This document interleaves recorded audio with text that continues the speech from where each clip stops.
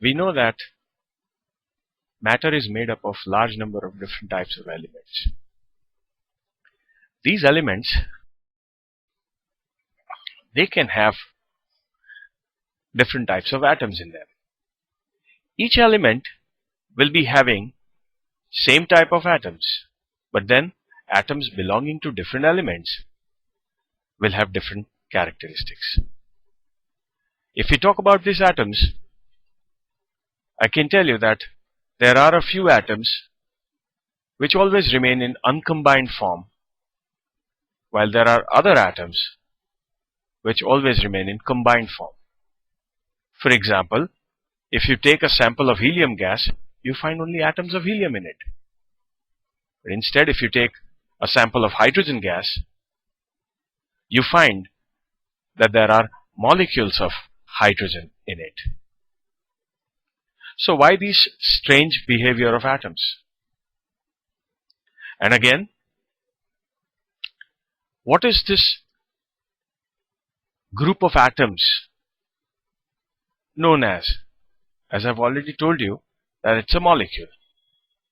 A group of atoms remaining together and existing as a single species having characteristic properties, that is called a molecule. So here we have atoms which remain in combined form generally exist as molecules, and those which remain in uncombined form, they are generally remaining as atoms.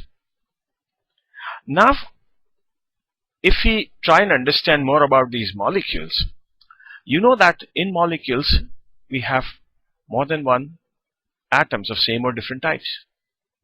The question is, how do these atoms remain together? What is the binding force which keeps these atoms together? We call these binding force as a chemical bond. So here we say the force which keeps the atoms together in a molecule, that's a chemical bond. But when you try and understand more about this chemical bond, a lot of unanswered questions may come across.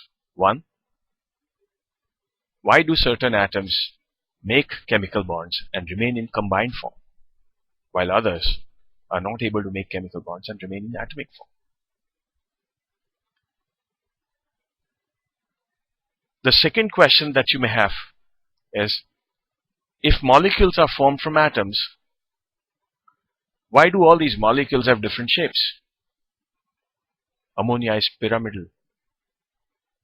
BF3 is planar trigonal molecule. Why do they have these different shapes? And again,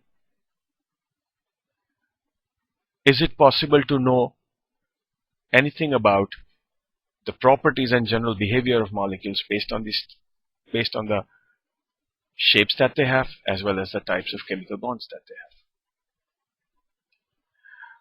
Many explanations were put forward to answer all these queries.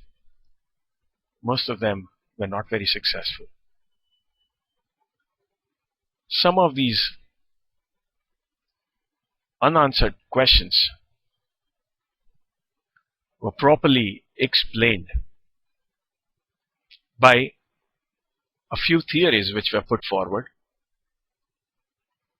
These theories are the Lewis and Kossel theories, VSEPR theory. Then we have valence bond theory and molecular orbital theory. These are some of the most successful attempts made for explaining all these unanswered questions. And in this chapter, we would be talking about all these theories. We begin with the first one, Lewis and Kossel's theory. The first successful attempt to explain how a chemical bond gets formed based on electrons was given by Lewis and Kossel. The theory is known as electronic theory of valency. Why? Because it is based on electrons. Now, we need to understand how Lewis and Cossell explained the formation of chemical bonds. It is known that Lewis was more into explaining how a chemical bond gets formed in organic molecules, and Cossell was more into explaining how a chemical bond gets formed in inorganic molecules. But both of them had one common ideology, thinking pattern, based on which they explained the formation of chemical bond. It all began with study of electronic configurations of different elements.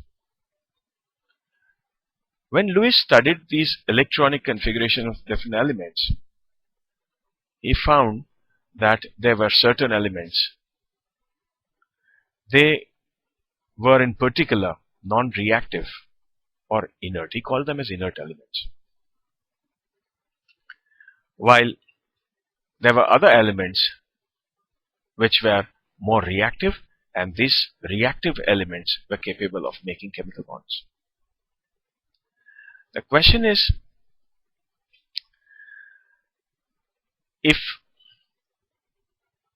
these elements have different configurations which results into different chemical behavior, he thought about knowing the details of these electronic configurations, and he found that certain elements like xenon, argon, krypton, neon, etc., they were non-reactive, and all of them had 8 electrons in their valence shell. Apart from all this, there was one more element like helium, which was also inert but had 2 electrons in its valence shell. So he concluded that elements having either 8 or 2 electrons in the valence shell are in particular inert, non-reactive, and are not capable of making chemical bonds. Rest of the elements, they neither have 8 nor 2 electrons in their outer shell, and hence they are reactive. And the reactivity of these elements was associated with their attempt to attain octet configuration. Now, Lewis called this configuration, the stable configuration of 8 electrons in the valence shell, as octet configuration. And he concluded that the driving force for chemical bonding is nothing but the attempt to attain octet configuration. Right? Now, he gave this, the entire conclusion, whatever he made, was given in form of a law, and this law was called octet rule. This octet rule says that all elements try to attain octet configuration similar to the configuration of the nearest inert element. And in their attempt of attaining octet configuration, right,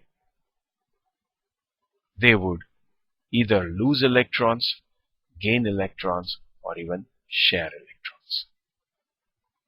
And based on what they do in order to attain octet configuration, we have different types of bonds which are formed. For example, if an element gains or loses electrons in order to attain octet configuration, then the bond formed by that element would be an ionic bond, which is also known as an electrovalent bond. The other method, by sharing of electrons. So if any element shares electrons for completing its octet, it would make a covalent bond or a coordinate covalent bond. We would then get into the details of how these bonds actually get formed. But before that, let us go through a very important, uh, very important aspect that Lewis gave. Lewis, we all know that any element is represented by its symbol. But Lewis modified this methodology because he wanted to understand chemical bonding of different elements. He improvised this and he represented elements by symbols, and each symbol of element was surrounded by a few dots. These dots represented the valence electrons of that element. Lewis knew that inner electrons, they don't take part in chemical bonding. Chemical bonding is all because of the outer or the valence shell electrons. And hence, in order to know the kind of chemical bond formed by an element, it is very essential to know the valence electrons any element would have.